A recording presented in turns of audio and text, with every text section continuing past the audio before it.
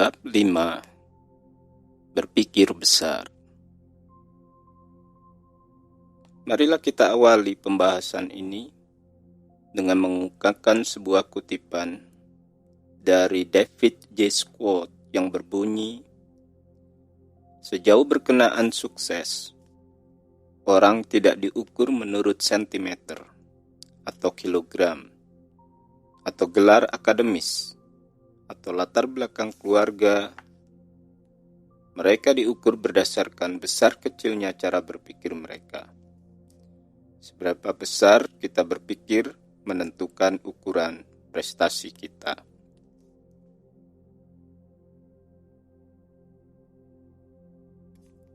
Pendahuluan.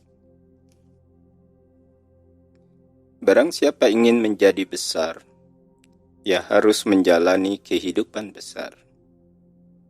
Kebahagiaan dapat menambah kehidupan, kekuatan, dan nilai bagi semua bakat dan kekuatan Anda. Karena itu, yang terpenting adalah bahwa setiap saat Anda harus penuh dengan kegembiraan. Betapa banyaknya Anda telah berbuat, ingatlah selalu bahwa Anda mempunyai kemampuan untuk berbuat jauh lebih banyak lagi.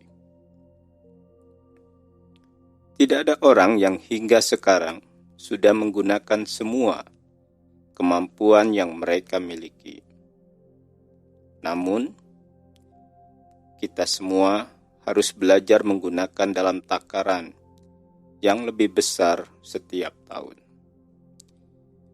Sewaktu Anda menunggu kesempatan memperbaiki waktu Anda, perbaiki diri Anda. Setiap orang yang tidak pernah lemah ketika menghadapi berbagai hal yang bertentangan dengan keinginan mereka akan tumbuh makin lama makin kuat sampai mereka memiliki kekuatan untuk menjadikan semua hal mendukung mereka. Pikiran besar tidak datang dari para leluhur, tapi dari kehidupan. Berbagai pemikiran dan tindakan individu. Dan pikiran seperti itu dapat dibangun oleh siapapun yang memahami seni mengembangkan pikiran dan yang dengan tepat memanfaatkan seni itu. Meski begitu, ada dua hambatan yang harus disingkirkan sebelum proses pengembangan pikiran besar itu dimulai. Hambatan pertama adalah keyakinan pada sifat keturunan, bahwa kita mewarisi berbagai hal itu benar. Tapi keyakinan bahwa kita tidak bisa menjadi lebih besar atau lebih baik karena warisan kita, itu tidak benar. Selama orang percaya bahwa keagungan atau kebesaran tidak mungkin mereka miliki, karena tidak ada pikiran besar di antara para leluhur mereka. Mereka sedang menurunkan derajat mereka sendiri dan tidak dapat melebihi apa yang menurut pikiran bawah sadar mereka bisa dilakukan. Sebaliknya, jika Anda hidup, berpikir, dan bertindak dengan keyakinan bahwa Anda bisa menjadi lebih baik, apapun yang Anda lakukan tentu saja akan menjadikan Anda lebih baik. Jadi, seluruh pikiran dan tindakan Anda akan mengembangkan kekuatan dan kemampuan Anda. Dan kehidupan itu sendiri akan menjadi proses yang membangun. Hambatan kedua adalah orang beranggapan atau berkeyakinan bahwa dia tidak memiliki apapun di dalam dirinya yang menjadi sebab dari 3/4 rendahnya kualitas mental yang kita temukan di dunia. Hal itu tidak benar. Kita diberi anugerah luar biasa yang kita miliki sejak lahir. Berbagai bakat, kemampuan, hak istimewa, kecerdasan, kesempatan, yang sebagian besar masih tertutup rapi, kecuali kalau kita mau membukanya melalui berpikir besar. Karena anugerah ini, potensi dalam setiap orang begitu hebat, bahkan tidak terbatas. Bahkan kita mungkin tidak membayangkan sejauh mana kemampuan kita itu.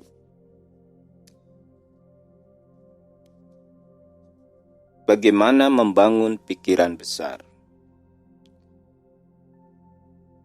Ketika kita terlalu memfokuskan pada situasi sekarang dan hanya di sekitar kita, hanya sedikit yang kita dapatkan. Kita selalu berorientasi pada pencapaian dan kejelasan dari posisi yang menguntungkan bagi kita.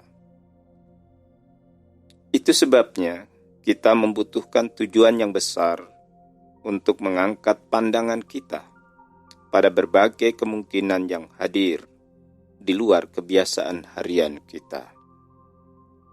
Untuk berpikir besar, kita harus memiliki impian-impian besar. Bahkan impian-impian irasional. Impian-impian besar adalah penggerak jiwa manusia. Pikirkan, para nenek moyang yang meninggalkan tanah kelahiran mereka tanpa uang sepeser pun, dengan kondisi terhina, teraniaya, atau tersiksa, hanya karena keyakinan yang mereka miliki. Sebagian dari mereka harus mengumpulkan keberanian untuk menyeberangi lautan menuju tanah baru. Mereka memulai segala sesuatunya dari awal lagi. Mereka mendengarkan orang-orang berkata, "Kau tak akan berhasil." Akan tetapi, lihat, ternyata mereka berhasil. Dan kebanyakan yang tiba di dataran Amerika sebagai tempat menetap mereka yang baru harus mengalami masa-masa mengerikan di luar bayangan kita. Melewati kegelapan dan ketidakjelasan yang menjaga mereka tetap hidup dan bertahan adalah impian-impian besar. Bukan hanya demi kemakmuran, melainkan lebih tentang kebebasan bagi diri mereka sendiri maupun orang-orang yang mereka cintai. Dengan cara unik mereka sendiri dan dengan melewati kondisi-kondisi sulit, mereka berpegang pada tujuan-tujuan besar. Dan dalam melakukannya, mereka menemukan sumber utama kapasitas manusia. Impian-impian besar membuat kita tetap berpijak pada berbagai kemungkinan dalam kehidupan, sehingga kita tidak tersedot ke dalam pasir-pasir kebiasaan lama dan perasaan takut atau frustasi yang tidak ada habisnya. Tujuan-tujuan besar seperti amat penting dalam pekerjaan maupun dalam kehidupan kita. Perhatikanlah salah satu impian Bunda Teresa, mengerjakan semampu yang dia bisa, sendirian jika perlu, untuk membantu membangkitkan semangat dan keberuntungan orang-orang termalang masyarakat miskin di India. Untuk mewujudkan impiannya, dia bekerja tanpa kenal lelah, menolong orang-orang malang itu agar mereka memiliki makanan yang cukup, juga harapan, kesehatan, dan kesempatan memperoleh pendidikan dan pekerjaan. Untuk dapat membangkitkan pikiran besar kita, biarkan diri kita terdesak atau dalam kesulitan. Kita tentunya memiliki potensi besar, tetapi untuk mewujudkan potensi itu, kita kadang-kadang harus berada dalam posisi tersudut. Seekor tikus yang tersudut akan menyerang seekor kucing. Tikus itu pada dasarnya memiliki kekuatan untuk menyerang balik. Dari fenomena itu, kita dapat menarik kesimpulan bahwa pemikiran atau potensi besar kita bisa muncul ketika kita ada dalam kesulitan, genting, atau terdesak. Oleh karena itu, jadikanlah kesulitan itu sebagai sahabat. Mengapa kesulitan itu sebaiknya menjadi sahabat atau sekutu kita? Karena menjadikan kesulitan sebagai sekutu dan mengatasi hambatan yang ditemui merupakan kunci kemajuan. Kita seharusnya memiliki pandangan yang tampaknya terbalik dengan intuisi kebanyakan orang. Kita seharusnya meyakini bahwa ketika jatuh, sebenarnya kita terjungkal ke depan dalam hidup kita, bukannya malah ke bawah. Ini karena setiap kali Anda mempelajari hal baru dari kejatuhan Anda, hal itu akan meningkatkan kemampuan Anda mendaki dengan rute yang berbeda dan lebih tinggi lagi keesokan harinya. Setiap kali berhadapan langsung dengan saat-saat beresiko, ketakutan atau ketidakpastian, kita diberi kesempatan untuk belajar dari peristiwa tersebut sebagai jalan untuk menggali potensi besar kita yang terpendam. Pengalaman-pengalaman seperti itu menentukan sejarah hidup kita. Sebagaimana setiap saat yang dilalui dengan rutinitas harian, yang sudah terencana dengan baik dan dengan penuh pertimbangan. Orang-orang yang tegar dan tabah secara mental, fisik, dan emosi akan semakin berkembang dari berbagai ujian berat dalam hidup. Orang-orang semacam itu jarang menjadi korban keadaan dan cenderung belajar lebih banyak dari berbagai tantangan dan bersamaan dengannya juga lebih sehat. Sangat mudah untuk terperangkap dalam perasaan tak berdaya atau menjadi korban ketika menghadapi kesulitan. Penting juga untuk menyadari bahwa menghindar tak ada gunanya. Mereka yang mengatasi kesulitan dengan baik bukanlah mereka yang mengelak dari kejadian-kejadian buruk, menyalahkan semua orang kecuali diri mereka sendiri, dan tak belajar apapun. Kenyataannya, mereka yang mengambil manfaat terbaik dari kesulitan yang dihadapi akan meningkatkan rasa tanggung jawab atas diri mereka sendiri. Mereka mengatakan, "Saya akan memanfaatkan kesulitan ini untuk belajar bagaimana mengelola kelemahan pribadi atau mengeluarkan lebih banyak kekuatan saya." Selama ribuan tahun, para filsuf telah memberikan nasihat yang bijak kepada kita. Kenali diri Anda. Akan tetapi, kebanyakan orang tampaknya menafsirkan nasihat itu sebagai kenali kekurangan Anda. Kebanyakan evaluasi diri terdiri atas pembuatan daftar mental kekurangan dan ketidakmampuan seseorang. Kebanyakan evaluasi diri terdiri atas pembuatan daftar mental kekurangan dan ketidakmampuan seseorang. Memang baik mengenal kekurangan kita, karena hal itu memperlihatkan kepada kita hal-hal dari diri kita yang perlu kita perbaiki. Akan tetapi, jika terlalu fokus pada kekurangan-kekurangan kita, maka nilai diri kita menjadi kecil. Pemikir besar melatih diri mereka untuk melihat bukan hanya apa yang ada, tetapi kemungkinan-kemungkinan dirinya. Ada beberapa cara untuk dapat mengembangkan kekuatan diri Anda untuk melihat kemungkinan-kemungkinan apa yang ada, bukan hanya apa yang ada. Latihan-latihan ini, menurut David Schwartz, pengarang buku The Magic of Thinking Big, disebut latihan menambah nilai. Pertama, praktekkan menambah nilai pada segala sesuatu. Apa yang dapat saya lakukan untuk menambah nilai pada rumah ini atau bisnis ini? Cari gagasan untuk membuat sesuatu bernilai lebih besar. Kedua, praktekkan menambah nilai pada manusia.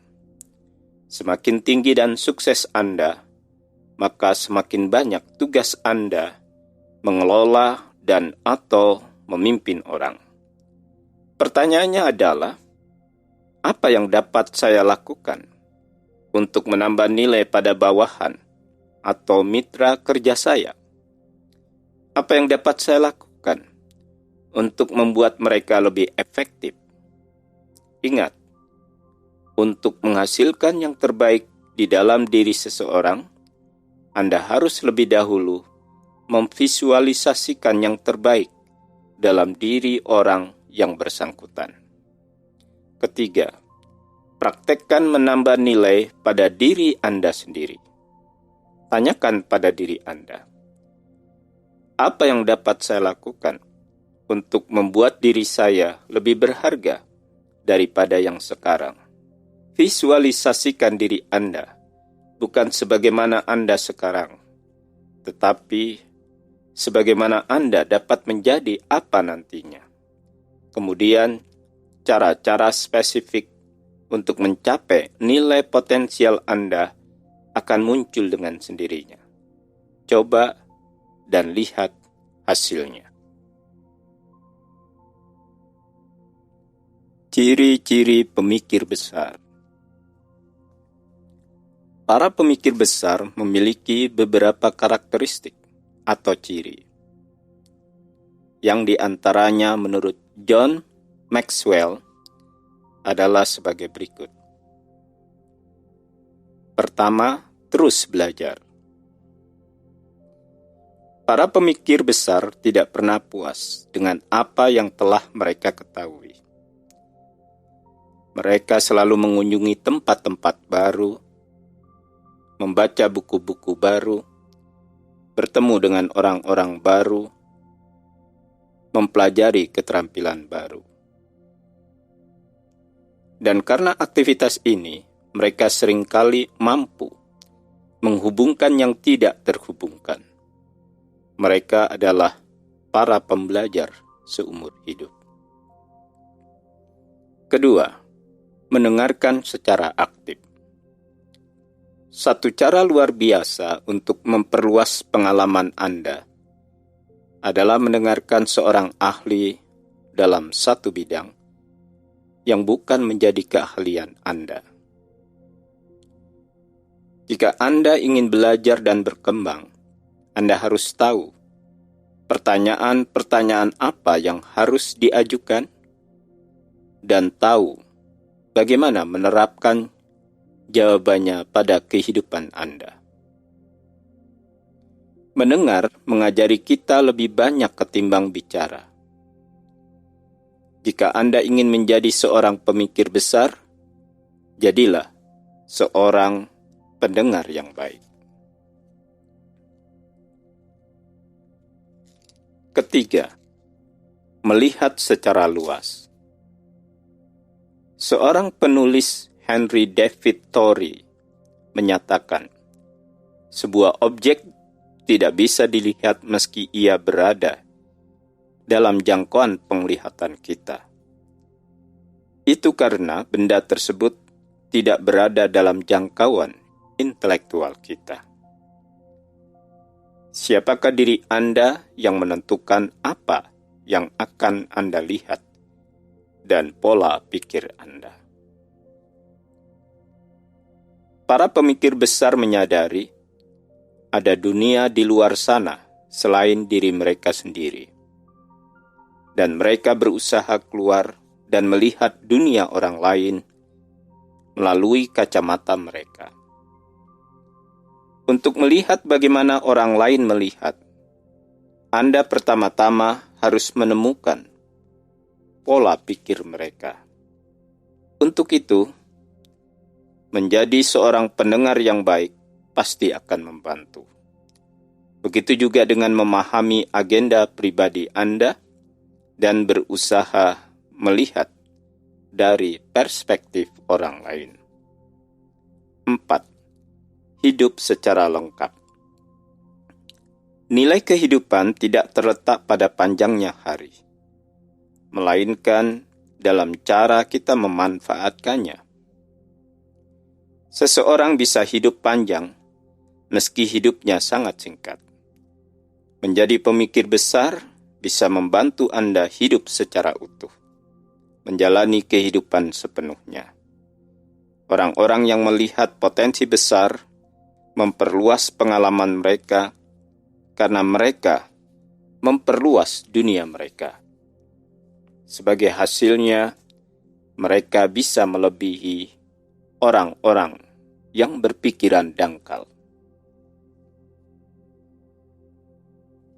Pedoman berpikir besar. Ada keajaiban dalam berpikir besar.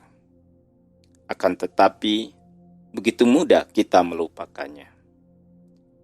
Ketika Anda mengalami kesulitan, ada banyak pikiran Anda akan menyusut ukurannya.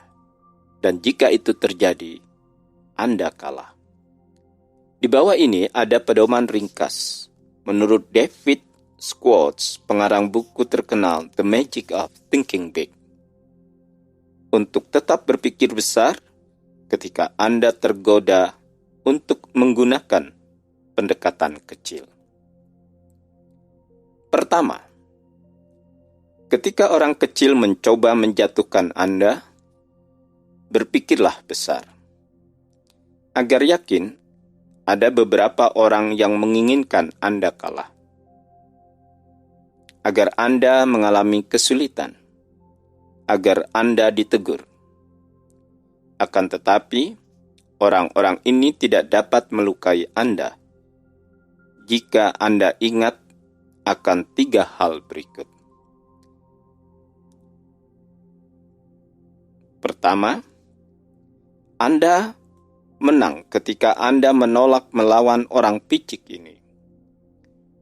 Melawan orang kecil membuat Anda sama dengan mereka. Tetaplah besar. Kedua, berharaplah diserang secara sembunyi-sembunyi. Ini adalah bukti Anda bertumbuh. Ketiga,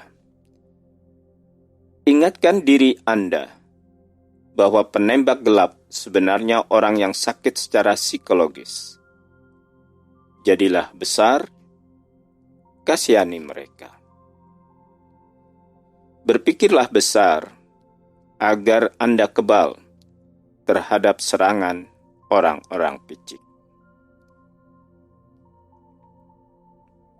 Pedoman yang kedua, ketika perasaan saya tidak mempunyai apa-apa yang diperlukan itu merayap ke dalam diri Anda, berpikirlah besar.